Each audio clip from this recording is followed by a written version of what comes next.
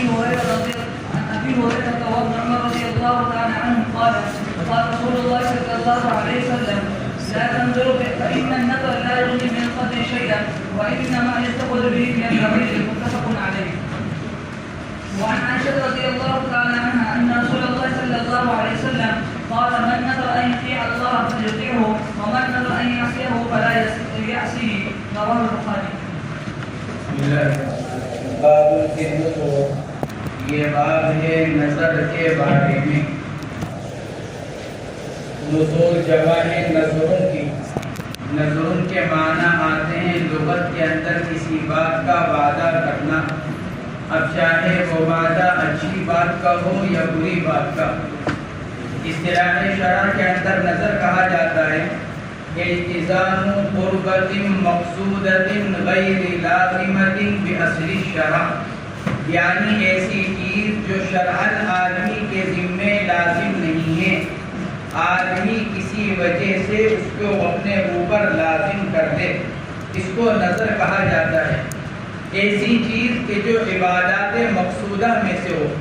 التزام قربۃ مقصودۃ غیر لازمۃ باصل الشرع، جو شرع کی طرف سے اصلاً واجب نہ ہو، آدمی کا ایسی عبادت مقصودہ کو اپنے اوپر لازم قرار دے دینا، اس کو نظر کہا جاتا ہے. تو اس باب کے اندر مصنف نے نظر کے مسائل ہی کو بیان فرمایا ہے. نظر کے لیے ایسا صیغہ جو اس پر دلالت کرنے والا ہو وہ ضروری ہے. حضرات حنفیہ رحمہم اللہ نے لکھا ہے کہ آدمی ایسا صیغہ استعمال کرے جو نظر پر دلالت کرے، جیسے للہ علیہ قضا، یا لفظ للہ کو چھوڑ دے علیہ قضا ان شفیت، یعنی ایسا جملہ کہ جو اس کے اوپر لزوم کو بیان کرے اور اس کے ذمے لزوم کو ظاہر کرے. نظر کے صحیح ہونے کے لیے زبان سے صیغے کا بولنا ضروری ہے، محض زبان سے نیت کافی نہیں ہے. حضرات فقہائے حنفیہ نے اس کی صراحت کی ہے کہ نظر کے اندر محض نیت کافی نہیں بلکہ وَرُكْنُهُ الصِّيغَةُ الدَّالَّةُ عَلَيْهِ، نظر کا رکن نہیں ہے کہ ایسا صیغہ پایا جائے جو نظر کے اوپر دلالت کرنے والا ہو، تو پھر تو جا کر نظر منعقد ہوگی، ورنہ محض نیت سے نظر منعقد نہیں ہوگی.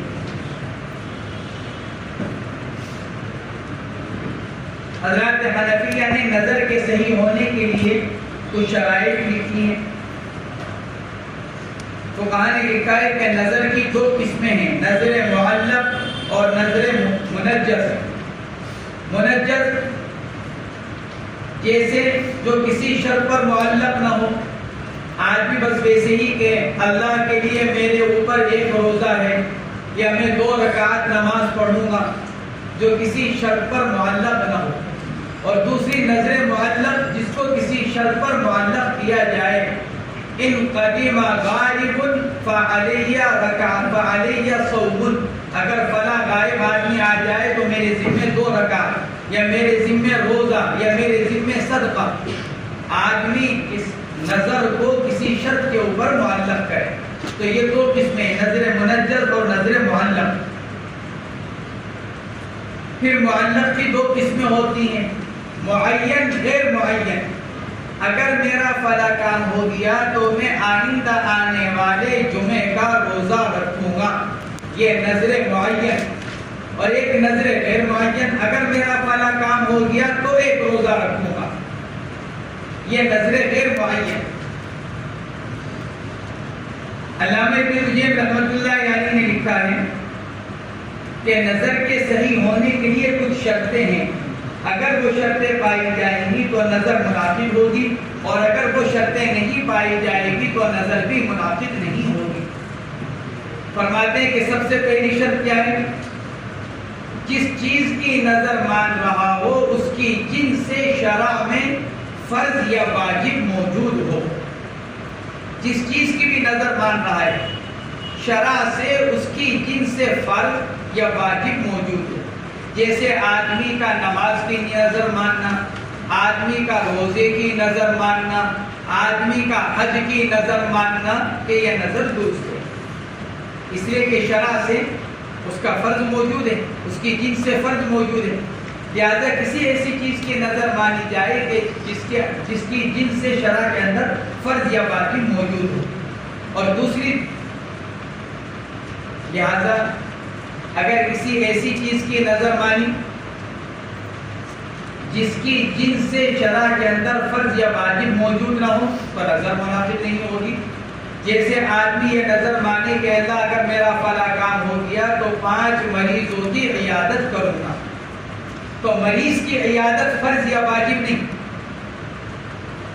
ایک ثواب کی چیز ہے لیکن فرض یا واجب نہیں، لہذا اگر آدمی ساری زندگی کسی مریض کی عیادت نہ کرے تو گناہگار نہیں، اگرچہ مسلمان ہونے کے ناطے اس کا حق یہ ہے کہ اس کی عیادت کی جائے، جیسے کہ حدیث پاک میں فرمایا گیا للمسلم علی المسلم 6 حقوق، ایک مسلمان کے دوسرے مسلمان پر 6 حق، اور انہی میں سے ایک یہ بیان کیا گیا وہ عیادت المریض، مریض کی عیادت کرنا، لیکن حق ہونا ایک الگ چیز ہے اور فرض یا واجب ہونا یہ ایک حکم شرعی ہے۔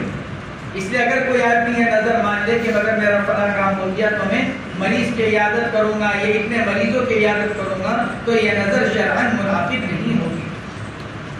نمبر 2، جس چیز کی نظر مانی جا رہی ہے وہ چیز اپنی ذات سے مقصود ہو، ایسی عبادت کہ جو اپنی ذات سے مقصود ہے،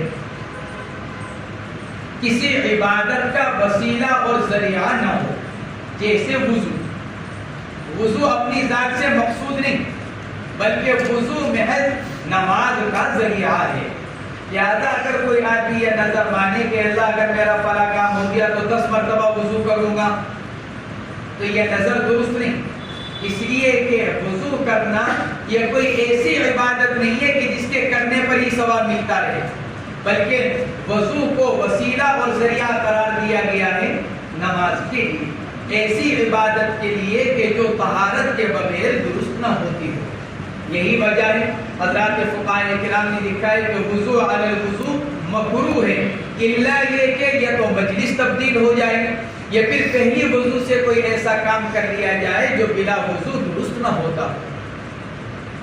چنانچہ وضو کے اندر اسراف کو گناہ قرار دیا گیا، اللہ کے نبی علیہ السلام نے فرمایا، اس لیے جس چیز کی نظر مانی جا رہی ہے وہ چیز اپنی ذات سے مقصود ہو، ایسی عبادت جو اپنی ذات سے مقصود ہے، لہذا عبادت غیر مقصودہ کی نظر ماننا درست نہیں ہوگا۔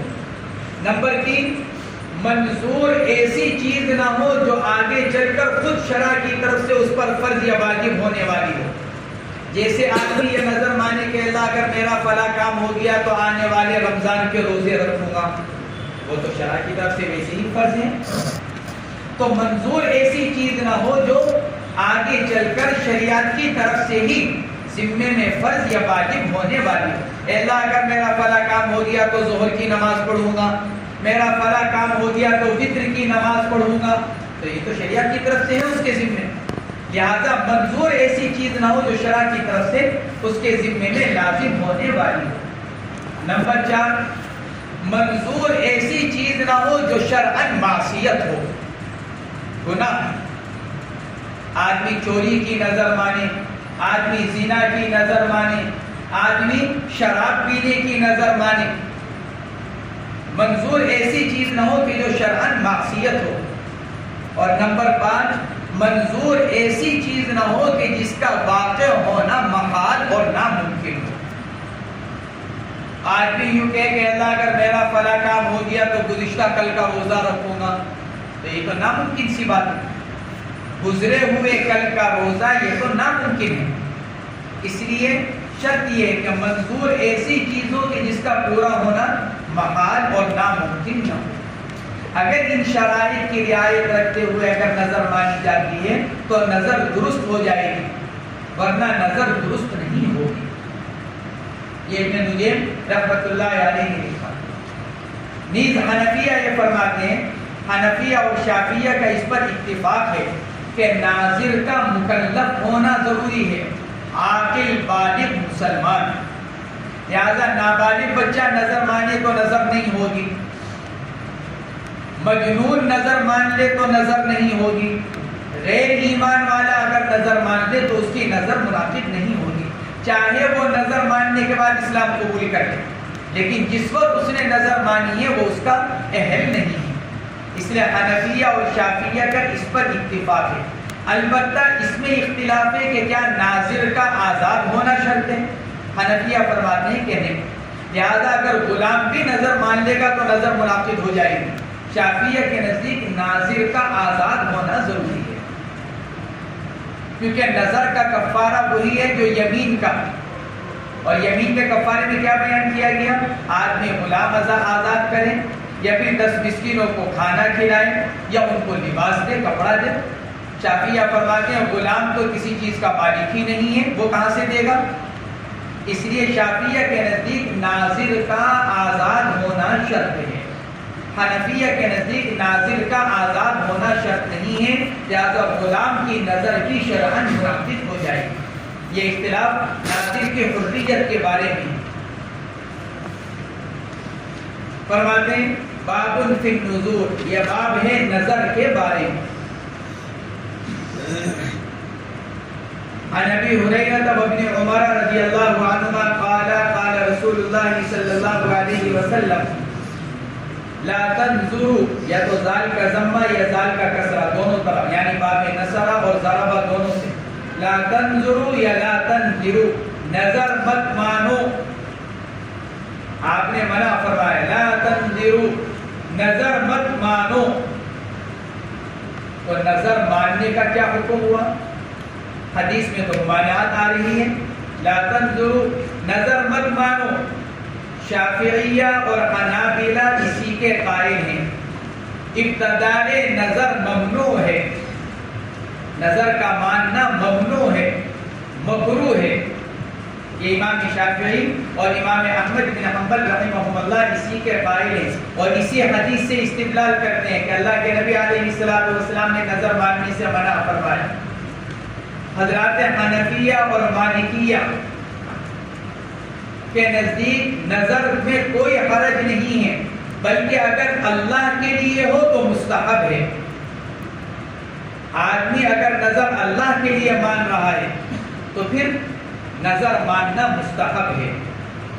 شافعیہ حنابلہ نے اس روایت سے استدلال کیا، اور وہ یوں کہتے ہیں کہ نظر ماننے کا کوئی فائدہ نہیں، کیونکہ آگے فرمایا جا رہا ہے فَإِنَّ النَّظْرَ لَا يُغْنِي مِنَ الْقَدْرِ شَيْئًا، نظر سے کچھ نہیں ہوتا، کوئی تقدیر وغیرہ ٹلتی نہیں۔ تو جب وہ بے فائدہ ہے تو نظر ماننے کی ضرورت کیا ہے؟ یہ شافعیہ اور حنابلہ فرماتے ہیں۔ حنفیہ اور مالکیہ کی طرف سے اس کا جواب یہ دیا گیا کہ ممانعت اس وقت ہے جبکہ یہ اعتقاد رکھتا ہو ناظر کہ نظر سے تقدیر ٹل جاتی ہے۔ اگر اس کا یہ اعتقاد ہے تو نظر ماننا ممنوع ہے۔ زمانہ جاہلیت میں لوگ یہی عقیدہ رکھتے تھے، اور ان کا عقیدہ یہ تھا کہ کسی بات کو، کسی کام کو کرانے کے لیے یا کسی برائی سے بچنے کے لیے آدمی کیا کر لے؟ نظر مان لے، تو نظر ماننے سے ہی وہ برائی ٹل جائے گی۔ تو یہ عقیدہ تو درست نہیں، اس لیے کہ جالب اور مانع دونوں اللہ ہیں، نفع پہنچانے والی ذات بھی اللہ کی، نقصان سے بچانے والی ذات بھی اللہ کی۔ اس لیے یہاں یہ فرمایا جا رہا ہے کہ اس عقیدے کے ساتھ، اس اعتقاد کے ساتھ یہ نظر ماننا کہ نفس نظر ہی تقدیر کو بدل دے گی، اس نیت سے نظر ماننے سے منع فرمایا جا رہا ہے۔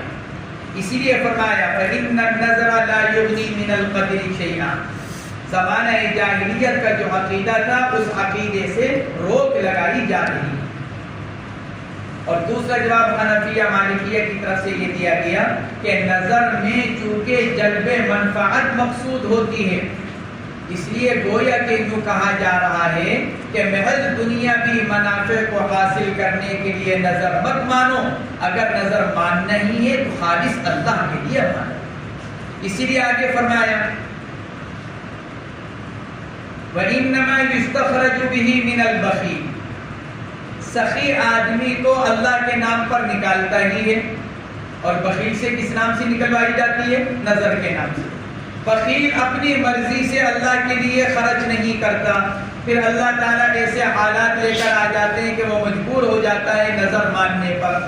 اگر اس کا یہ مسئلہ اٹکا نہ ہوتا تو پھر وہ نظر نہ مانتا، اور نظر ماننے کی وجہ سے اس کی ملکیت میں سے کچھ نہ نکلتا اللہ کے نام کے لیے۔ اس لیے گویا کہ یہ فرمایا جا رہا ہے کہ آدمی محض جلب منفعت کی غرض سے نظر نہ مانے، بلکہ نظر ماننا ہو تو خالص اللہ کے لیے نظر مانے۔ اسی کو حنفیہ مالکیہ یہ فرماتے ہیں کہ اگر نظر اللہ کے لیے ہو تو وہ استحباب سے خالی نہیں ہے، کم سے کم درجہ اس کا مستحب ہونے کا ہے۔ تو امام شافعی اور امام احمد نے اس سے استدلال کیا، لا تنظروا، نظر نہ مانو، فإن النظر لا يغني من القدر شيئا، اس لیے کہ نظر تقدیر کی طرف سے کچھ کام نہیں دیتی۔ تقدیر سے کون سی تقدیر مراد؟ تقدیر کی دو قسمیں ہیں، تقدیر مبرم اور تقدیر معلق۔ بعض حضرات نے تو اس سے مبرم ہی لکھا ہے، لیکن محققین نے اس کا رد کیا۔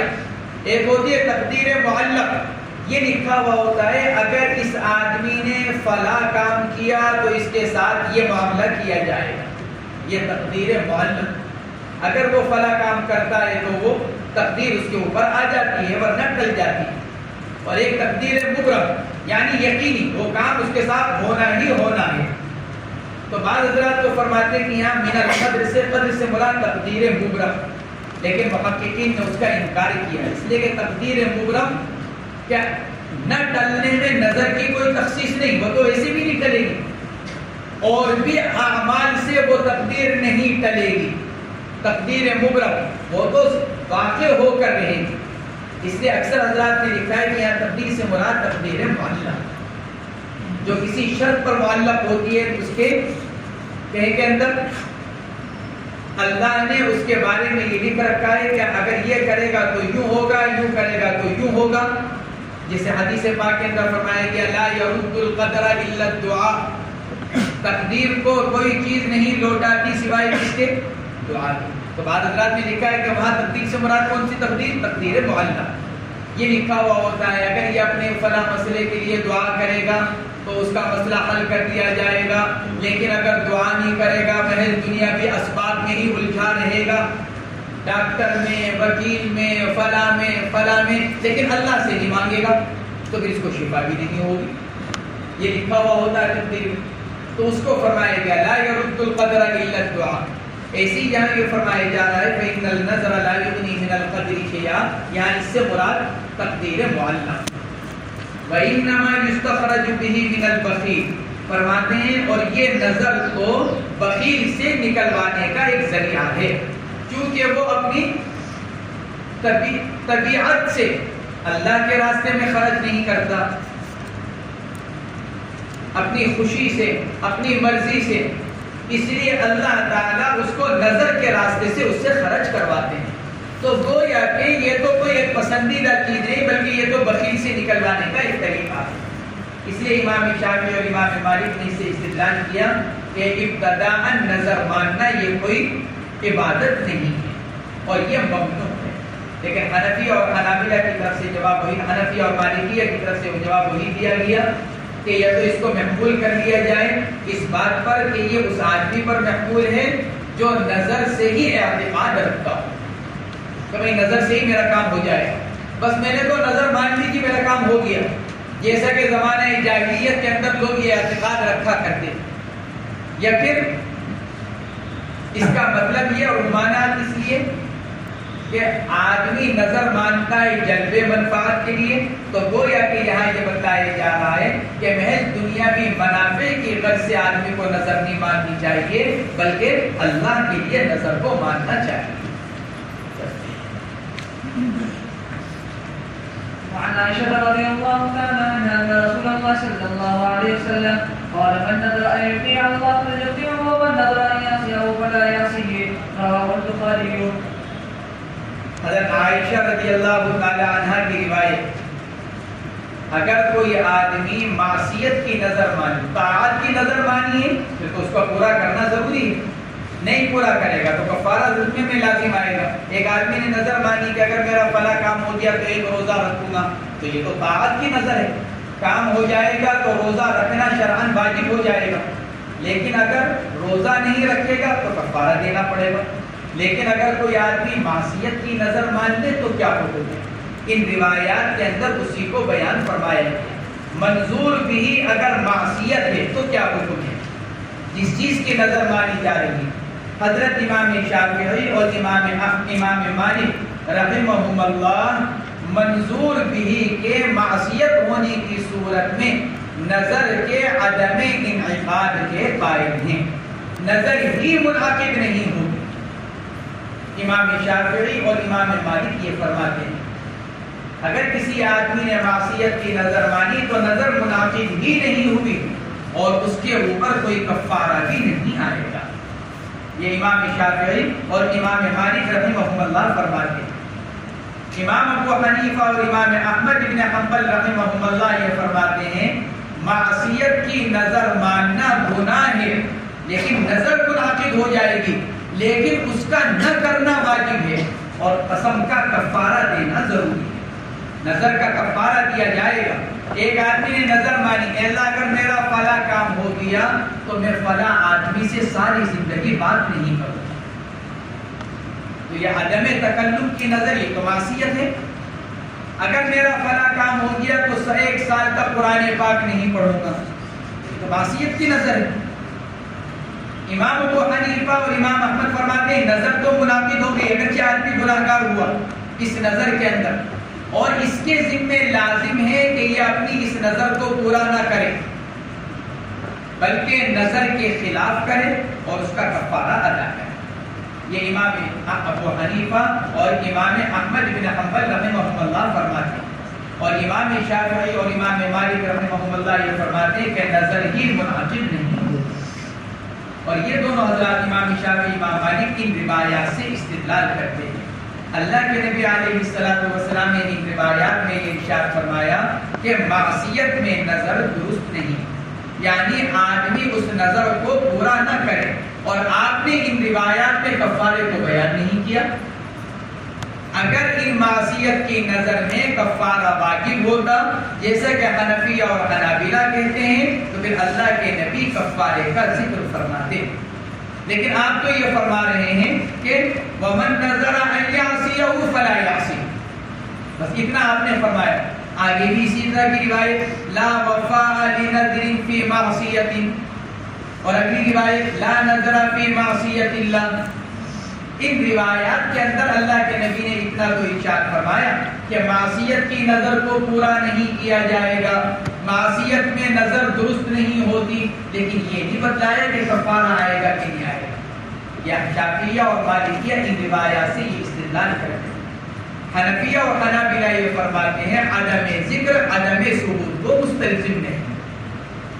اگر ان روایات کے اندر کفارے کا ذکر نہیں ہے تو اس سے یہ کہاں لازم آیا کہ کفارہ واجب نہیں؟ آگے روایت آ رہی ہے فصل ثانی کی پہلی روایت حضرت عائشہ رضی اللہ تعالی عنہا کی، حضور پاک علیہ السلام نے ارشاد فرمایا لا نذر فی معصیت وکفارتہ کفارۃ الیمین، معصیت میں نظر درست نہیں لیکن اس کا وہی کفارہ ہے جو قسم کا کفارہ ہے، صراحتاً فرما دیا اللہ کے نبی نے۔ تو ان روایات میں کفارے کا ذکر کا نہ ہونا یہ اس کے ثبوت کے عدم کو مستلزم نہیں ہے۔ یہ نہیں اس سے استدلال کیا جا سکتا کہ بھئی چونکہ روایات میں کفارے کا ذکر نہیں ہے لہذا معصیت کی نظر کی صورت میں کفارہ ذمے میں لازم نہیں ہوگا۔ اللہ کے نبی نے آگے روایات آ رہی ان میں صراحتاً آپ نے ارشاد فرمایا۔ نیز اگلی روایت آ رہی ہے حضرت عقبہ ابن عامر کی کفارۃ النذر کفارۃ الیمین، یہاں لفظ نظر مطلق ہے، یہاں طاعت اور معصیت کی کوئی تفصیل نہیں ہے، مطلق فرمایا جا رہا نظر کا کفارہ، اب چاہے وہ نظر کی طاعت کی ہو چاہے وہ نظر معصیت کی ہو، الگ اطلاق فرمایا جا رہا ہے کہ نظر کا کفارہ بعینہ ہی وہی ہے جو یمین کا کفارہ ہے۔ اس لیے حضرات حنفیہ اور حنابلہ یہ فرماتے ہیں کہ آدمی کیا کرے اگر نظر مان لے معصیت کی تو نظر منعقد تو ہو جائے گی، آدمی گناہگار ہوگا اور اس کو اپنی نظر کے خلاف کرنا لازم ہوگا اور اس کا کفارہ دینا پڑے گا۔ شافعیہ مالکیہ عدم انعقاد نظر کے قائل، اس لیے وہ کفارے کے بھی قائل نہیں، اور ان روایات سے استدلال کا اس کا جواب یہ دیا گیا۔ بعض فقہاء حنفیہ نے جواب میں یہ تفصیل بیان فرمائی، معصیت کی دو قسمیں ہیں، معصیت لعینہ، معصیت لغیرہ۔ معصیت لعینہ جیسے زنا کرنا،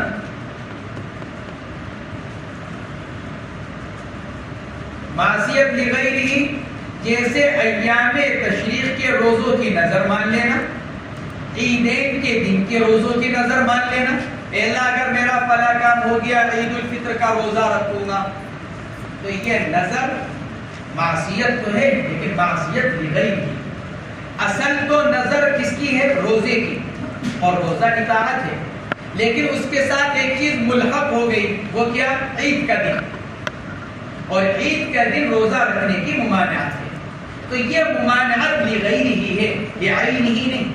ایک ہے ممانعت لعینہ، خنزیر کھانے کی نظر مان لینا، زنا کرنے کی نظر مان لینا، شراب پینے کی نظر مان لینا، یہ معصیت لعینہ ہی ہے۔ بعض فقہاء حنفیہ فرماتے ہیں جن روایات میں کفارے کا ذکر نہیں ہے ان کو معصیت لعینہ ہی پر محمول کر لیا جائے، اور جن روایات میں کفارے کا ذکر ہے ان کو معصیت لغیرہ ہی پر محمول کر لیا جائے۔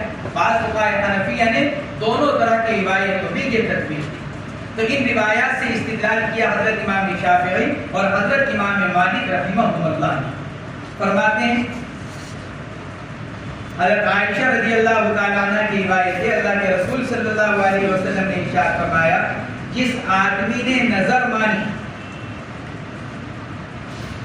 کہ وہ اللہ کی اطاعت کرے گا، روزہ، نماز، صدقہ، حج، فلیطعہ، تو اس کو چاہیے کہ وہ اس اطاعت کو کرے۔ جس نے اللہ کی اطاعت کی نظر مانی اس کو چاہیے کہ وہ اس اطاعت کے کام کو انجام دے، یعنی اپنی نظر کو پورا کرے۔ وَمَن نَظَرَ أَن يَعْصِيَهُ فَلَا يَعْصِيهُ، لیکن جس آدمی نے معصیت کی نظر مانی وہ اللہ کی نافرمانی نہ کرے، پھر کیا کرے؟ امام شافعی امام مالک کو فرماتے نظر ہی نہیں ہوئی، امام ابو حنیفہ امام احمد فرماتے اس کے خلاف کرے، اور خلاف کر کر اپنی نظر کا کفارہ ادا کرے۔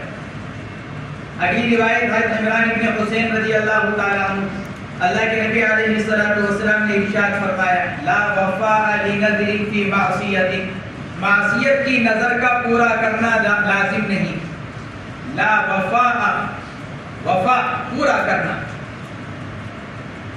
وفاء نظر، نظر کو پورا کرنا، نظر کو پورا نہیں کیا جائے گا معصیت کے اندر پھر کیا ہوگا؟ شافعیہ مالکیہ فرماتے کچھ بھی نہیں، نظر ہوگی ہی نہیں، حنفیہ حنابلہ فرماتے کفارہ دے، معصیت کی نظر کو نہ کر کر کفارہ ادا کرے۔ لا وفاء لنذر فی معصیت ولا فیما لا یملک العبد، اور نہ اس چیز کے اندر نظر لازم ہوگی جس کا آدمی مالک نہیں۔ اگر آدمی ایسی چیز کی نظر مان لے جس کا وہ فی الحال مالک نہیں ہے، کیونکہ نظر کے صحیح ہونے کے لیے ضروری ہے یا تو آدمی ایسی چیز کی نظر مانے جو فی الحال اس کی ملک میں ہو، یا نظر کی اضافت اپنی ملک کی طرف کرے، جیسے طلاق کے بارے میں مسئلہ گزرا، یا تو آدمی ایسی عورت کو طلاق دے جو اس کے نکاح میں ہے، ملک میں، یا ایسی عورت کی طلاق کے بارے میں بات کرے جو جس کی اضافت اپنے نکاح کی طرف کر رہا ہو۔ میری ہر اس بیوی کو طلاق جس سے میں نکاح کروں، درست ہے، لیکن آدمی یوں کہ ہندا کو طلاق اور ہندا دوسرے آدمی کے نکاح میں ہے تو اس کو طلاق ہی نہیں پڑے گی۔ ایسے اب آدمی اپنے غلام کے بارے میں یوں کہ اگر میں نے فلاں کام کیا تو میرا غلام آزاد، تو یہ اپنی ملکیت کے بارے میں کہا۔ یا زید کا غلام ہے عمر، اب اگر اس کے بارے میں یوں کہتا ہے کہ اگر میں فلاں کام کروں تو زید کا غلام عمر آزاد، تو اس کی ملک نہیں، اس کو فرمایا ولا نظر فی ما لا یملک۔ ہاں اگر یوں کہ اگر میں نے فلاں کام کیا تو اگر میں عمر کا مالک بن جاؤں تو وہ آزاد، اضافت الی الملک، جیسے وہاں طلاق کے مسئلے میں تو حنفیہ اس کی انعقاد کے قائل ہیں، جمہور کا اس میں وہی اختلاف ہے جو طلاق کے بارے میں ما قبل میں گزر چکا ہے۔ جمہور علماء عدم انعقاد کے قائل، حنفیہ اضافت الی الملک کی صورت میں انعقاد نظر کے قائل۔ ولا فيما لا يملك العبد رواہ مسلم فرماتے ہیں اور ایک روایت کے اندر صراحت ہے لا نذر فی معصیت اللہ اوپر چونکہ مطلق تھا لا وفاء لنذر فی معصیت معصیت میں اگر طلاق نظر مانی ہے تو وہ درست نہیں کس کی معصیت اس روایت کے اندر صراحت لا نذر فی معصیت اللہ اللہ کے معصیت کی اگر نظر مانی ہے تو وہ نظر نہیں وعن عقبة بن عامر رضي الله تعالى عنه عن رسول الله صلى الله عليه وسلم قال كفارة النذر كفارة اليمين رواه مسلم حضرت عقبہ ابن عامر رضی اللہ تعالیٰ عنہ کی روایت ہے حضور پاک علیہ السلام نے ارشاد فرمایا نظر کا کفارہ وہی ہے جو یمین کا کفارہ یہی مناسبت ہے جس کی وجہ سے عام طور سے ایمان اور نذور کو ایک ساتھ بیان کیا جاتا ہے یمین اور نظر کو ایک ساتھ بیان کرنے کی وجہ یہی ہے کہ نظر میں وہی کفارہ ہے جو یمین کا کفارہ تو اس اعتبار سے دونوں میں مناسبت ہو گئی یمین اور نظر کے کفارے کے ایک ہونے کی وجہ سے فرماتے ہیں کہ نظر کا کفارہ وہی ہے جو یمین کا کفارہ ہے اور یمین کا کفارہ کیا ہے یا تو آدمی غلام آزاد کرے اس کی استطاعت نہیں ہے تو پھر 10 مسکینوں کو کھانا کھلائے وہی 2 وقت کا یا پھر ان کو کپڑا پہنائے جو کھانے کی قیمت کو پہنچ جائے اور اگر اس کی استطاعت نہیں ہے تو پھر پے در پہ 3 روزے رکھے یہ قسم کا کفارہ ہے یہی نظر کا کفارہ ہے اسی کو فرما رہے ہیں کفارۃ النذر کفارۃ الیمین جو نظر جو یمین کا کفارہ وہی نظر کا کفارہ وعن ابن عباس رضي الله تعالى عنهما قال كان النبي صلى الله عليه وسلم يخطب إذا هو برجل قائم فسأل عنه فقال أبو إسرائيل نذر أن يقوم ولا يقول ولا يستدل ولا يتكلم ويصوم فقال النبي صلى الله عليه وسلم مروا فليتكلم وليستدل وليقول وليتم صومه رواه البخاري عبداللہ ابن عباس رضی اللہ تعالی عنہما کی روایت ہے حضور پاک علیہ السلام ایک مرتبہ خطبہ دے رہے تھے نصیحت فرما رہے تھے خطبے سے مراد خطبہ جمعہ بھی ہو سکتا ہے خطبے سے مراد تقریر بھی ہو سکتی ہے اذا ہوا برجل قائم سب لوگ بیٹھے ہوئے سن رہے تھے ایک آدمی کھڑے ہوئے تھے پوری تقریر ہو گئی یا خطبہ ہو گیا وہ کھڑے ہی رہے اذا ہوا برجل قائم فسأل عنه آپ نے ان کے بارے میں صحابہ سے پوچھا کہ ان کو کیا ہوا کیوں کھڑے ہوئے بیٹھتے کیوں نہیں فقالوا ابو اسرائیل انہوں نے کہا کہ جی ان کا نام ابو اسرائیل ہے بنو عامر کے تھے قریش کی ایک شاخ انہوں نے یہ نظر مانی ہے کہ کبھی بیٹھیں گے نہیں کھڑے رہا کریں گے نظر ان یقوم ولا یقعد انہوں نے یہ نظر مانی تھی کہ اگر میرا کام ہو گیا تو کبھی بیٹھوں گا نہیں کھڑا رہوں گا اور یہ نظر مانی تھی کہ لا یستظل ہمیشہ دھوپ میں رہوں گا کبھی سائے میں نہیں جاؤں گا اور ولا یتکلم اور یہ نظر مانی کہ کبھی کسی سے بات نہیں کروں گا ویصوم اور چوتھی نظر یہ مانی کہ ہمیشہ روزہ رکھوں گا یہ 4 نظر انہوں نے مانی ہے نہ بیٹھنے کی نہ سائے میں جانے کی نہ بات کرنے کی 3 نظر تو یہ اور چوتھی روزہ رکھنے کی یہ 4 نظر انہوں نے مانی ہے آپ علیہ السلام نے 3 کو ختم کر دیا کہیں کی کھڑے رہنے کی نظر مانی دھوپ میں رہنے کی نظر مانی بات نہ کرنے کی نظر مانی آپ نے ان 3 نظروں کو ختم فرما دیا کیوں اس لیے کہ ان میں ایک طرح کی معصیت ہے آدمی یہ نظر مان لے کہ ہمیشہ کھڑا رہوں گا بیٹھوں گا نہیں تو نماز میں تو قاعدہ خیرہ فرض ہے پھر کیا ہوگا نماز میں آدھا اخیرہ فرض ہے اس کے بغیر نماز ہی درست نہیں تو اس کا مطلب یہ ہوا کہ آدمی پھر نماز نہیں پڑھ سکے گا اس لیے آپ نے فرمایا کہ اس کو فلیقعد بیٹھے اپنی نظر کے خلاف کرے یا آپ نے ارشاد فرمایا فقال النبی صلی اللہ علیہ وسلم مروه فلیتکلم ولیستظل ولیقعد فلیتکلم بات کرے کیوں اس لیے کہ ساری زندگی بات نہ کرنے کی قسم کھا لینا یہ درست نہیں آدمی کو سلام کا جواب بھی دینا پڑے گا، آدمی کو قرآن پاک کی تلاوت بھی کرنی پڑے گی. اس لیے فرمایا مروہ فلیتکلم، اس کو چاہیے کہ وہ بات کرے. ولیستظل، سایہ اختیار کرے. کہ کیوں؟ اس لیے کہ مسجد میں بھی تو جانا پڑے گا نماز پڑھنے کے لیے. مسجد کو مسقف ہوتی ہے اور اس نے یہ نظر باندھ رکھی ہے نیز 24 گھنٹے 12 مہینے ہر موسم میں دھوپ میں رہنا، یہ تو خودکشی کرنے کے قابل. یہ تو گویا کہ آدمی خودکشی کر رہا ہے، اپنے آپ کو مار رہا ہے. مئی جون کے مہینے میں جب آدمی 24 گھنٹے پوری دوپہر جب دھوپ کے نیچے گزارے گا تو لا محالہ طبیعت پر اس کی اثر پڑے گا. اس لیے فرمایا فلیستظل ولیقعد، اور کیا کر لے؟ آدمی بیٹھ جائے. ولیتم صومہ، ہاں جو چوتھی نظر مانی ہے وہ اپنی جگہ صحیح ہے. کیا کرے؟ روزے پورے کرے. اگر ایک روزے کی نظر مانی ہے تو اپنے اسی روزے کو پورا کرے، اور اگر صوم دہر کی نظر مانی ہے تو اس نظر کو پورا کرے. یہ آپ علیہ الصلوۃ والسلام نے ارشاد فرمایا گویا کہ جو نظر معصیت ہو سکتی ہے آپ نے اس کے خلاف کرنے کا حکم دیا، اور جو نظر طاعت تھی آپ نے اس کو پورا کرنے کا حکم دیا. وعن انس رضي الله تعالى عنه ان النبي صلى الله عليه وسلم راى شيخا يهادى بين ابنيه فقال ما بال هذا؟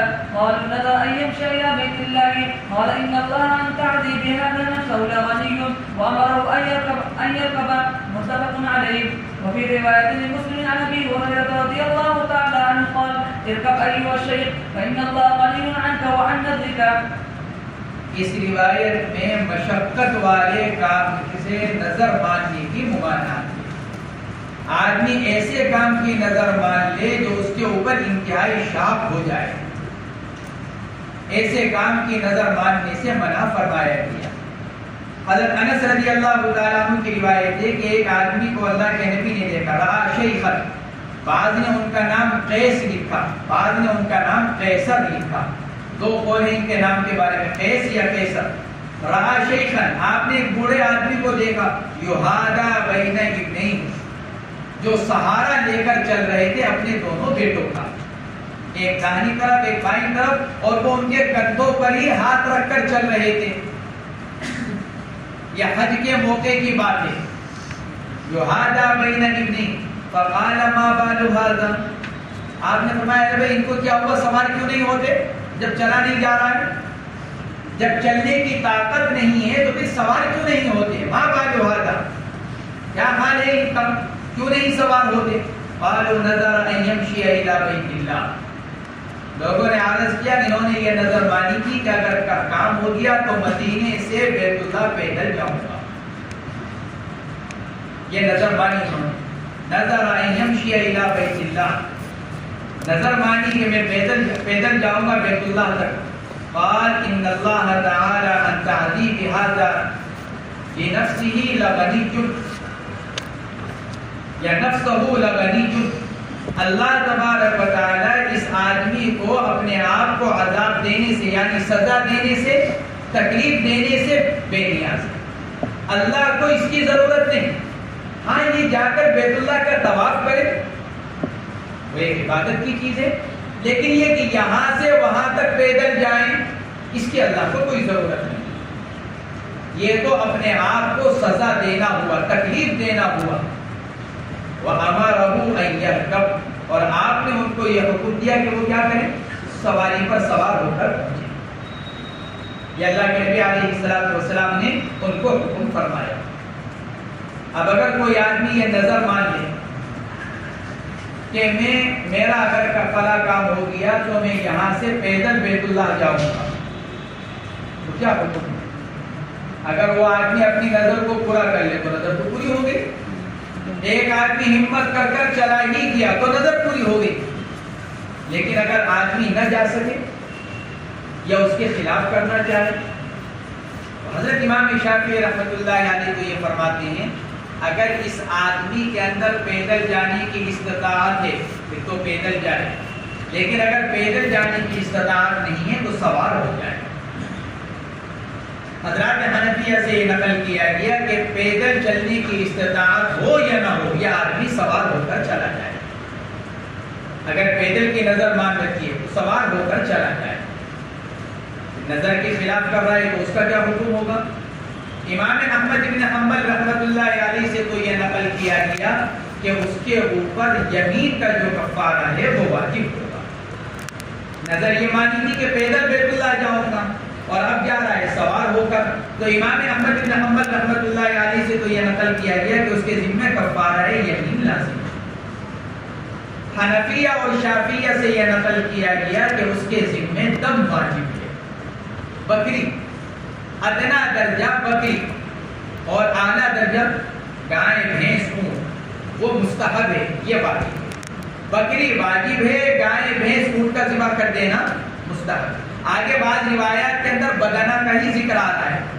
حنفیہ شافعیہ نے اس کو استحباب پر محکوم کیا. تو حنفیہ شافعیہ کا مذہب یہ ہے کہ اس کے ذمہ دم لازم ہوگا. اگرچہ تفصیل میں ذرا سے اختلاف ہے. شافعیہ کے نزدیک اگر استطاعت ہے تو پیدل جائے, استطاعت نہیں ہے تو سوار ہو جائے اور دم دے. حنفیہ کہتے ہیں استطاعت ہو یا نہ ہو اس کے اوپر دم واجب ہوگا, وہ پیدل ہو کر پیدل کے بجائے سوار ہو کر چلا جائے. اللہ کے نبی علیہ الصلوۃ والسلام نے فرمایا وَأَمَرَهُ أَن يَرْكَبَ. شافعیہ فرماتے ہیں کیونکہ وہ معذور ہو رہے تھے اس لیے اللہ کے نبی نے فرمایا.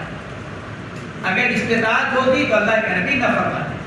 وَأَمَرَهُ أَن يَرْكَبَ فرماتے ہیں. اور مسلم شریف میں حضرت ابو ہریرہ کی روایت آپ نے خود ان سے فرمایا ارکب ایھا الشیخ,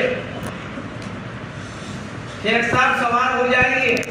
فإن اللہ غنی عنک وعن نذرک, اللہ رب العزت آپ سے اور آپ کی اس نظر سے بے نیاز, آپ کو محتاج نہیں. اس نظر سے یعنی پیدل جانے کی نظر سے اللہ بے نیاز, اللہ کو اس کی ضرورت نہیں. یا علیہ الصلوۃ والسلام نے فرمایا. سوال ایک حنفیہ اور شافعیہ کے مذہب پر یہ کھڑا ہوتا ہے کہ جب یہ نظر ہے تو نظر کے خلاف ہونے کی وجہ سے جو کفارہ آنا چاہیے وہ کیا ہونا چاہیے؟ کفارہ یمین. جس کے قائل کون ہے؟ امام احمد بن حنبل. نظر کے خلاف کرنے کی صورت میں تو یمین کا کفارہ ہے, جیسے ابھی اوپر کیا گیا کفارۃ النذر کفارۃ الیمین. یہاں اس آدمی نے نظر مانی ہے پیدل جانے کی, اب اس کے خلاف کر رہا ہے, جا رہا ہے, تو کفارہ کیا ہونا چاہیے؟ یمین کا کفارہ. لیکن حنفیہ شافعیہ کیا کہتے ہیں؟ دم واجب ہے. یہ کیوں ہوا؟ اس کا جواب یہ دیا گیا کہ یہ حج اور عمرے کی خصوصیت ہے, کیونکہ حج اور عمرے کے بارے میں یہ قاعدہ اور اصول اور ضابطہ ہے کہ اگر حج اور عمرے کے اندر اگر کسی طرح کی کوئی کمی واقع ہو جائے, کوئی واجب ترک ہو جائے, تو اس واجب کا انجبار دم کے ذریعے سے ہوتا ہے. تو یہ نظر سے واجب ہوا, اور حج اور عمرے کے واجب کا انجبار کیسے؟ دم کے ذریعے سے. آدمی نے حج کا احرام باندھا اور پھر کوئی واجب ترک کر دیا تو اس کے اوپر دم واجب. آدمی نے عمرے کا احرام باندھا اور کوئی واجب چھوڑ دیا تو اس کا انجبار کیسے؟ دم کے ذریعے سے. یہاں پر بھی نظر ایک واجب, نظر کے ذریعے سے واجب ہوا, اب وہ ترک واجب ہو رہا ہے اور ترک واجب کا تعلق حج اور عمرے سے ہے, لہٰذا اس کا انجبار دم کے ذریعے سے کیا جائے گا. حضرات حنفیہ اور شافعیہ فرماتے ہیں. وعن ابن عباس رضي الله تعالى عنهما أن سعد بن عبادة رضي الله تعالى عنه استفتى النبي صلى الله عليه وسلم في نذر كان على أمه فتوفيت قبل أن تقضيه فأفتاه أن يقضيه عنها متفق عليه. عبداللہ ابن عباس کی روایت ہے, حضرت سعد بن عبادہ رضی اللہ تعالی عنہ نے حضور پاک علیہ السلام سے مسئلہ معلوم کیا اس نظر کے بارے میں جو ان کی والدہ پر لازم تھی. والدہ نے نظر مانی تھی کہ اگر میرا فلاں کام ہو گیا تو یوں کروں گی. اب وہ کیا نظر تھی اس میں اقوال مختلف ہیں, یہاں بھی اس کی صراحت نہیں. فی نظر, اماں نے نظر مانی تھی, اب وہ نظر کیا تھی اس کا ذکر روایات کے اندر مختلف ہے. بعض نے کہا کہ روزے کی نظر مانی تھی, بعض نے کہا غلام آزاد کرنے کی نظر مانی تھی, بعض نے کہا کہ صدقہ کرنے کی نظر مانی تھی. مختلف اقوال. بعض نے کہا نظر مبہم تھی, کسی چیز کو انہوں نے متعین نہیں کیا تھا, نظر مبہم تھی. یہ مختلف اقوال ہیں ان کے بارے میں. پھر اس نظر کو پورا کرنے سے پہلے ان کا انتقال ہو گیا. تو حضرت سعد بن عبادہ رضی اللہ تعالیٰ عنہ نے حضور پاک علیہ الصلوۃ والسلام سے معلوم کیا کہ فتوفیت قبل ان تقضی کہ اما جان نے نظر مانی لیکن ان کی وفات ہو گئی اس نظر کو پورا کرنے سے پہلے. تو اب میں کیا کروں؟ فَأَفْتَاهُ أَن يَقْضِيَهُ عَنْهَا. آپ نے ان کو مسئلہ بتلایا، جواب دیا کہ اس نظر کو اپنی والدہ کی طرف سے پورا کرو. حدیث کے ظاہر سے تو وجوب معلوم ہوتا ہے، حدیث کے ظاہر سے وجوب معلوم ہوتا ہے، اور بعض روایات ایسی ہی ہیں جن کے ظاہر سے وجوب معلوم ہوتا ہے. فرقہ ظاہریہ کسی کا قائل ہے. اگر مورث نے کوئی نظر مانی اور وہ اس کو پورا کرنے سے پہلے انتقال کر دیا تو وارث پر یا ورثہ پر اس نظر کا پورا کرنا واجب ہے. فرقہ ظاہریہ کسی کا قائل ہے اور ان روایات کے ظاہر سے استدلال کرتا ہے. حضرات جمہور علماء جس میں حنفیہ بھی ہیں، حضرات جمہور علماء یہ کہتے ہیں کہ وارث کے اوپر ایفاء نظر واجب نہیں ہے بلکہ محض مستحب ہے. مورث نے جو نظر مانی ہے اور ایفا سے پہلے اس کا انتقال ہو گیا تو وارث پر اس کا ایفا واجب نہیں ہے بلکہ محض مستحب ہے. حضرات جمہور علماء اسی کے قائل ہیں، حنفیہ بھی انہی میں سے. مگر یہ کہ جمہور علماء یہ فرماتے ہیں مگر یہ کہ اس نے نظر مانی ہو مال کی اپنی اور وہ اتنا مال چھوڑ کر مرا ہو کہ اس کے تہائی سے وہ نظر پوری کی جا سکتی. اگر ایسی صورت ہے ایک آدمی نے نظر مانی، اے اللہ اگر میرا فلاں کام ہو گیا تو مدرسے میں 10,000 روپے دوں گا، اور اس کا وہ کام ہو گیا. زندگی میں 10,000 روپے مدرسے میں جمع کرانے سے پہلے اس کا انتقال ہو گیا. ترکہ چھوڑ کر جا رہا ہے 1 لاکھ روپے، اور 1 لاکھ کا تہائی کتنا؟ 33,000 روپے. تو 10,000 روپے اس تہائی کے اندر آ رہے ہیں. تو ایسی صورت میں ورثہ کے ذمے اس کا پورا کرنا واجب ہے.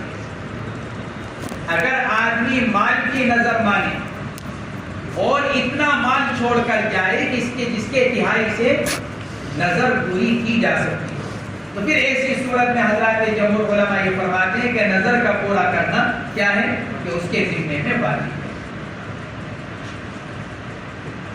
ان حضرات نے استدلال کیا حضرت عبداللہ ابن عباس رضی اللہ تعالی عنہ کی روایت سے. کس مسئلے پر؟ یعنی عام حالات میں وارث پر مورث کی نظر کا پورا کرنا واجب ہے. ظاہریہ تو وجوب کے قائل ان روایات کے ظاہر سے استدلال کرتے ہیں. جمہور علماء فرماتے ہیں واجب نہیں، اور دلیل حضرت عبداللہ ابن عباس رضی اللہ تعالیٰ عنہ کی روایت ہے جس کو امام بخاری نے نقل کیا کہ ایک آدمی حضور پاک علیہ الصلوۃ والسلام کے پاس آئے اور آ کر انہوں نے عرض کیا یا رسول اللہ میری بہن نے نظر مانی تھی کہ اگر کام ہو گیا تو حج کروں. یہ میری بہن نے نظر مانی، پھر ان کا انتقال ہو گیا، اب میں کیا کروں؟ آپ نے فرمایا لو کان علیہا دین اکنت قاضیۃ. ارے بھائی اگر ان کے اوپر کوئی دنیاوی قرض ہوتا کسی کا تو تم اس کو پورا کرتے؟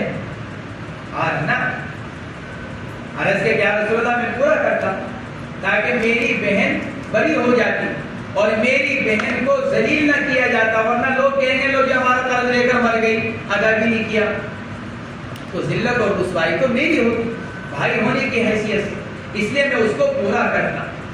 آپ نے فرمایا فَقْضِ اللَّهَ فَهُوَ أَحَقُّ بِالْقَضَاءِ. اللہ کا قرضہ بھی ادا کرو اور وہ اپنے حق کے ادا کیے جانے کے زیادہ لائق. حنفیہ یہ فرماتے ہیں یہاں اللہ کے نبی علیہ الصلوۃ والسلام نے اس نظر کو قرضے کے ساتھ ملایا، اور مورث کا قرضہ وارث کے اوپر لازم نہیں ہوتا. ایک آدمی قرض لے کر مر گیا، باپ کا انتقال ہو گیا تو اولاد پر اس کے قرضے کی ادائیگی واجب نہیں. ہاں وہ ادا کرتے تو یہ ان کا احسان ہے، باپ کے حق کی ایک طرح سے ادائیگی ہے، لیکن لازم اور واجب ہاں وہ اپنا مال اتنا چھوڑ کر جائے وہ بات ایک آدمی نے قرض لے رکھا تھا، پھر اچانک اس کا انتقال ہو گیا اور مال چھوڑ کر گیا، تو پہلے اس کا قرضہ ادا کیا جائے گا، حقوق واجبہ کی ادائیگی کی جائے گی۔ لیکن ایک آدمی نے کسی سے قرض لے رکھا تھا اور اچانک انتقال ہو گیا اور کچھ بھی مال نہیں چھوڑ کر گیا، کچھ بھی نہیں، اب ورثہ کے اوپر اس مورث کا قرض ادا کرنا واجب نہیں، لیکن اگر وہ ادا کرنا چاہیں تو ثواب ملے گا، ان کا مورث بری و ذمہ ہو جائے گا انشاءاللہ عند اللہ، اور ان کو ثواب ملے گا، ان کی عزت بچے گی، ورنہ لوگ تو نہیں کہیں گے جی انہی کا باپ تھا جو قرض لے کر مر گیا اور یہ ادا نہیں کر رہے ہیں، لوگ تو یوں ہی کہیں گے۔ تو جمہور علماء یہ فرماتے ہیں یہاں اللہ کے نبی علیہ السلام نے اس نظر کو کس کے ساتھ تشبیہ دی ہے؟ قرض کے ساتھ، اور قرض ورثہ پر ادا کرنا واجب ہے۔ معلوم ہوا کہ اس وصی نظر کا بھی پورا کرنا ورثہ کے اوپر واجب ہے، یہ حضرات جمہور علماء فرماتے ہیں۔ تو فرماتے ہیں حضرت سعد بن عبادہ رضی اللہ تعالیٰ عنہ نے یہ مسئلہ معلوم کیا تھا اس نظر کے بارے میں جو ان کی والدہ پر تھی، اور پھر والدہ کا انتقال ہو گیا اس نظر کو پورا کرنے سے پہلے، تو آپ علیہ السلام نے ان کو یہ فتویٰ دیا کہ وہ اپنی والدہ کی طرف سے نظر کو پورا کریں۔ یہاں پر ایک مسئلہ اور ہے، کون کون سی نظر کو پورا کیا جا سکتا ہے؟ ورثہ اگر نظر پورا کرنا چاہیں تو کون کون سی نظر کو پورا کر سکتے ہیں؟ مورث نظر مان کر انتقال کر دیا اور وہ نظر اس کے ذمہ واجب ہو چکی تھی، وہ نہیں پورا کر سکا، اب وہ انتقال کر کر جا چکا ہے، ظاہریہ تو وجوب کے قائل اور جمہور علماء استحباب کے قائل، لیکن سوال یہ ہے کہ کون کون سی نظر پوری کی جا سکتی ہے؟ اس کے بارے میں حضرات فقہاء کرام نے یہ لکھا ہے، اگر نظر مالی ہے، ایک آدمی نے یہ نظر مانی تھی کہ اللہ اگر میرا فلاں کام ہو گیا تو 1000 روپے صدقہ کرو، پھر اس کا انتقال ہو گیا، مال بھی نہیں چھوڑ کر گیا، تو ورثہ کے لیے اس کی نظر کو پورا کرنا مستحب، مالی نظر، خالص مالی جیسے صدقہ۔ اور اگر نظر مانی ہے ایسی عبادت کی جو خالص مالی تو نہیں لیکن اس کے اندر بھی مال لگتا ہے، جیسے حج، تو خالص مالی تو نہیں، بدن بھی لگتا ہے اس کے اندر لیکن مال بھی خرچ ہوتا ہے، تو کیا وارث مورث اگر یہ نظر مان کر گیا تھا اور اس کا انتقال ہو گیا تو کیا ورثہ اس کی طرف سے اس نظر کو پورا کر سکتے ہیں؟ تو جمہور علماء تو اس کے قائل ہیں کہ ہاں اس کو کیا جا سکتا ہے، یعنی نیابت کے جاری ہونے کے قائل ہیں۔ مورث نے نظر مانی کہ اللہ اگر میرا فلاں کام ہو گیا تو عمرہ کروں گا، تو عمرہ کہ اگر آدمی نظر مانے تو ذمہ میں واجب ہوگی، کیونکہ عمرے کے اندر کیا ہے؟ بیت اللہ کا طواف، اور اس کی جن سے فرض موجود ہے، حج کے اندر طواف زیارت وہ موجود ہے، لہٰذا عمرے کی نظر ہو جائے گی۔ تو اگر کسی نے یہ نظر مانی اور پھر اس کا انتقال ہو گیا، حج کی نظر مانی اور انتقال ہو گیا اور حج فرض وہ کر چکا تھا، تو ایسی صورت میں جمہور علماء تو یہ فرماتے ہیں اب اگر اس مرنے والے کے ورثہ اگر اس کی طرف سے حج یا عمرہ جا کر کرنا چاہیں تو کر سکتے ہیں، نیابت اس کے اندر جاری ہو سکتی ہے، یہ حضرات جمہور علماء فرماتے ہیں۔ حضرت امام مالک رحمۃ اللہ علیہ کا اس کے میں اختلاف ہے، اور امام مالک رحمۃ اللہ علیہ فرماتے ہیں کہ اس میں نیابت جاری نہیں ہوگی، یعنی ورثہ اس نظر کو پورا نہیں کر سکتے، یہ حضرت امام مالک رحمۃ اللہ علیہ سے نقل کیا گیا۔ اور اگر خالص عبادات بدنیہ ہیں جیسے نماز روزہ، یہ خالص عبادات بدنیہ ہیں، تو اس کے بارے میں اس پر اتفاق ہے کہ وارث اپنی مورث کی اس نظر کو پورا نہیں کرے گا۔ ایک آدمی نے یہ نظر مانی تھی کہ اللہ اگر میرا فلاں کام ہو گیا تو 10 رکعت پڑھوں گا، اور پھر اس کی نظر پوری ہو گئی لیکن 10 رکعت پڑھنے سے پہلے انتقال ہو گیا، تو اب یہ ورثہ اس کی طرف سے 10 رکعت نہیں پڑھیں گے۔ روزے کی نظر مانی، روزہ رکھنے سے پہلے انتقال ہو گیا تو ورثہ اس کی طرف سے روزہ نہیں رکھیں گے۔ حضرات جمہور علماء ائمہ اربعہ کا مذہب یہ ہے۔ امام احمد بن حنبل کی ایک مرجوح روایت نیابت کی ہے، ایک مرجوح روایت، لیکن ان کی مشہور روایت بھی عدم نیابت۔ پھر کیا کریں ورثہ؟ حضرات ائمہ اربعہ فرماتے ہیں اس کی طرف سے فدیہ ادا کر دیا جائے. ہم کرنا ہی چاہ رہے ہیں. باپ نے نظر مانی تھی کہ اگر کام ہو گیا تو 10 رکعت نماز پڑھوں گا, پھر نہیں پڑھ سکا تو اب میں اس کی طرف سے 10 رکعت نماز نہیں پڑھوں گا, بلکہ کیا کروں, اس کی طرف سے فدیہ ادا کروں. ایک روزے کا جو فدیہ ہے وہ ادا کر دیا جائے. روزے کی نظر مانی تھی, روزہ رکھ نہیں سکا, تو روزے کا جو فدیہ بنتا ہے وہ اس کی طرف سے ادا کر دیا جائے. کیونکہ اب یہ مالی ہو گیا اور مالی کے اندر نیابت چل سکتی ہے. یعنی مال کے اندر آدمی نیابت اختیار کر سکتا ہے, لیکن عبادات بدنیہ کے اندر نیابت نہیں چل سکتی. یہ ایک مسئلہ ہے جس کو حضرات فقہاء کرام بیان فرماتے ہیں. وعن كعب بن مالك رضي الله تعالى عنه قال قلت يا رسول الله إن من توبتي أن أنخلع من مال صدقة إلى الله وإلى رسوله, فقال رسول الله صلى الله عليه وسلم أمسك بعد مالك فهو خير لك. قلت فإني أمسك سامي الذي في خيبر, متفق عليه. وهذا شرح من حديث مطول. کعب بن مالک رضی اللہ تعالی عنہ, ان کا واقعہ مشہور ہے غزوہ تبوک کے بارے میں. 3 صحابہ تھے, کعب بن مالک, مرارہ ابن ربیع, ہلال ابن امیہ رضی اللہ تعالی عنہ. ان کا مجموعہ مکہ کہلاتا ہے. مکہ, میم سے مرارہ, کاف سے کعب اور ہا سے ہلال. ان تینوں کے نام کو یاد رکھنے کے لیے آدمی مکہ لفظ یاد رکھتے ہیں. تو مکہ سے 3 نام, میم سے مرارہ, کاف سے کعب اور ہا سے ہلال. ان کا واقعہ مشہور ہے, روایات کے اندر آتا ہے. کعب بن مالک رضی اللہ تعالی عنہ شاعر بھی تھے. حضور پاک علیہ السلام کے جو شعراء تھے ان میں حضرت کعب بن مالک رضی اللہ تعالی عنہ بھی تھے. سن 50 ہجری میں ان کا انتقال ہوا اور ان کی عمر 77 سال تھی. 77 سال کی عمر میں ان کا انتقال ہوا, آخر عمر میں نابینا ہو گئے تھے حضرت کعب بن مالک رضی اللہ تعالی عنہ.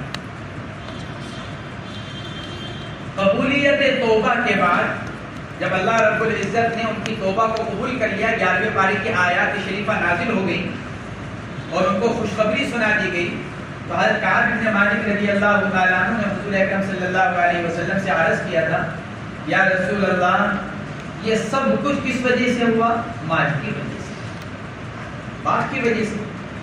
میں باپ کے اندر لگا رہا, اپنے مال کے اندر الجھا رہا, لہذا میں یہ سمجھتا ہوں کہ میری توبہ کی تمامیت کیا ہو, میں سارا مال اللہ کے راستے میں صدقہ کروں. توبہ تو اللہ نے قبول کر لی. ان انخلع من توبتی, قلت یا رسول اللہ من توبتی ای من تمامی توبتی. توبہ تو اللہ قبول کر چکے ہیں, لیکن اب اس کی تمامیت میں یہ سمجھتا ہوں کہ اپنا سارا مال کیا کروں, اللہ کے. ان انخلع, انخلاء کہتے ہیں ننگا ہو جانا, خلا, الگ ہو جانا بالکل, جیسے آدمی لباس سے الگ ہو جاتا ہے, ایسے گویا کہ میں اپنے سارے مال کو اپنے سے الگ کر دوں. یہ حضرت کعب بن مالک نے عرض کیا, قلت یا رسول اللہ ان من توبتی ان انخلع من مالی صدقۃ الی اللہ, کہ میں بالکل الگ ہو جاؤں اپنے مال سے بطور صدقہ کے اللہ کی طرف اور اللہ کے رسول کی طرف, یعنی وہ مال اللہ اور اللہ کے رسول کے لیے صدقہ کروں. یا کعب بن مالک رضی اللہ تعالی عنہ نے کہا, فقال رسول اللہ صلی اللہ علیہ وسلم امسک بعض مالی, آپ نے فرمایا تھوڑا بہت مال روک کر رکھو, بالکل فقیر نہ بنو کہ پھر ضرورت کے لیے دوسروں کی طرف دیکھو, محتاج بن جاؤ. حضرات فقہاء کرام نے اسی لیے لکھا ہے, آدمی اگر اپنی زندگی میں اپنا مال اولاد کے درمیان تقسیم کرنا چاہتا ہے تاکہ اس کی موت کے بعد اولاد کے اندر جھگڑا اور اختلاف نہ پیدا ہو تو کر دے, لیکن فقہاء یہ فرماتے ہیں سارا نہ خرچ کرے, سارا نہ تقسیم کرے. تو بھائی بچا 1 لاکھ روپے تمہارے, 1 لاکھ روپے تمہارے, 1 لاکھ روپے تمہارے, اور اب خالی ہاتھ ہو گیا. اب کیا ذرا سی ضرورت کے لیے اولاد کا محتاج بنا ہوا ہے, وہ اگر پیسے دیں گے تو ضرورت پوری ہوگی, ورنہ ضرورت کے لیے ترس رہا ہے. تو کہا فرماتے ہیں ایسا نہ کرے, بلکہ آدمی کیا کر لیں, 3 بیٹے ہیں, 3 کے درمیان میں تقسیم کرنا ہے, تو سب کچھ جو کچھ ہے اس کے 4 حصے بنائیں. ایک حصہ تینوں بیٹوں کو دے دے, ایک حصہ اپنے پاس رکھے تاکہ جب تک زندہ ہے دوسروں کے سامنے ہاتھ نہ پھیلانا پڑے. جب مر جائے گا تو یہ جتنا حصہ ہے یہ ورثہ کے درمیان تقسیم ہو جائے گا. اب وہ تھوڑا سا رہے گا تو اس میں اختلاف پیدا نہیں ہوگا کہ کیونکہ تم اکثر جو ہے ان کے درمیان میں زندگی میں تقسیم کر چکے ہو۔ اللہ کے نبی نے بھی یہی فرمایا امسک بعض مالک، سارا نہ صدقہ کرو، کیونکہ ضرورتیں تو انسان کے ساتھ لگی ہوتی ہیں، زندگی کا کچھ پتہ نہیں کتنی طویل ہو جائے۔ ہم سوچ رہے ہیں کہ بھئی 7-6 مہینے کی بات ہے، پتہ چلا کہ آدمی 10-15 سال جی گیا۔ اس لیے فرمایا امسک بعض مالک فہو خیر لک، یہ تمہارے لیے زیادہ بہتر ہے۔ یہ ارشاد فرمایا قال قلت فانی امسک سہمی الذی بخیبر، میں نے عرض کیا یا رسول اللہ جو خیبر میں میرا حصہ لگا ہے مال غنیمت کا، میں اس کو اپنی ضرورتوں کے لیے روک لیتا ہوں۔ اور یہ کہہ کر اپنا بقیہ جو مال تھا اس کو سارے کو انہوں نے تقسیم کر دیا۔ یہ نظر نہیں ہے، یہ کعب بن مالک رضی اللہ تعالیٰ عنہ کا یہ نظر نہیں تھا، کیونکہ انہوں نے یوں نہیں کہا تھا کہ اگر میرا فلاں کام ہو گیا تو میں اپنا سارا مال صدقہ کر دوں گا، بلکہ وہ تو ان سے جو ایک ذرا کوتاہی ہو گئی تھی اس کی تلافی کے لیے اپنا مال صدقہ کرنا چاہتے ہیں۔ تو یہ نظر نہیں ہے لیکن نظر کے مشابہ ہے۔ اسی مناسبت سے مصنف یہاں اس روایت کو لے کر آئے کہ یہ حقیقت میں تو نظر نہیں ہے لیکن نظر کے مشابہ ہے، اس لیے یہ بیان کیا انہوں نے، اس روایت کو یہاں لے کر آئے۔ قلت فإني أمسك، اسی لیے اللہ کے نبی نے فرما دیا امسک بعض مالک، کہ اپنے بعض مال کو روک کر رکھو۔ وهذا طرف من حدیث مطول، فرماتے ہیں چونکہ یہ حدیث تو بہت طویل ہے، اس کے اندر وہ پورا واقعہ بیان کیا گیا، تبوک میں پیچھے رہ جانے کا، پھر ان کی توبہ کا، پھر اس میں پھر یہ حصہ ہے۔ تو چونکہ اس طویل واقعے کی یہاں حاجت اور ضرورت نہیں تھی، اس لیے مصنف فرماتے ہیں ہم نے اس طویل روایت سے صرف اتنا جملہ نقل کر دیا جو ہمارے اس یہاں کے کلام کے مناسب ہے۔ هذا طرف من حدیث مطول۔